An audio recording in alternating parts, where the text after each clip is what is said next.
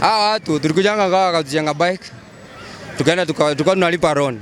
Lakini wanakuja stage, wanajifanya customer na wabeba. Ukiwafikisha kwenye wanaenda, wamekuwekea dawa au unazi. Sasa walimwekea dawa yeye akazima, akawapea tenje, pesa na si nini kaenda. Bike ilikujiwa kwa stage, customer akakwambia nipeleke mahali fulani. Kumfikisha huko customer umepata umewekewa dawa umezinzia na kurusha hapa anaenda na bike. Mpya usiwezi pata nduthi ya second hand imeibiwa. Ati nduthi mzee, unapata nduthi mapya ndio imeenda. Unaona? Watu wa road lazima watuambie venye wanafanya. Watu wamepoteza nduthi kupata nduthi zao huku kwa hii hadi yao ya kuuza nduthi.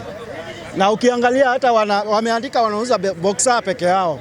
Na unapata wako na TVS, wako na Honda na zimetoanishwa waya. Kwanza nduthi mpya unapata imetoanishwa waya. Tumepata ripoti ya kwamba iko kampuni moja ambaye iko hapa Ruiru pande ya bypass inaitwa Nijijenge Uwezo Limited ambaye wanauza motorbike na wanakopesha kwa wanabodaboda wetu.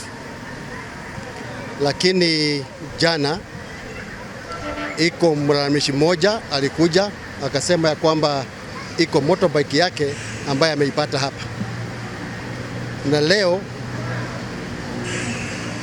wakakuja wakiwa watu wengi kusema ya kwamba baisikeli zote motorbike zote ambaye zilikuwa zinaibiwa ziko hapa kwa Nijijenge Uwezo company. Tulipata hiyo habari na tukakuja hapa na tukadhibitisha kwamba hiyo kampuni iko hapa na vijana walalamishi pia wako hapa. Tukiwa na timu yangu na DCIO tuhakikisha kwamba tumefuata hii habari kwa kina, kuhakikisha kwamba wale wote ambao wamepoteza motorbike zao wamekuja na stakabadhi zao na tutachukua hatua kulingana na wajibu wa sheria.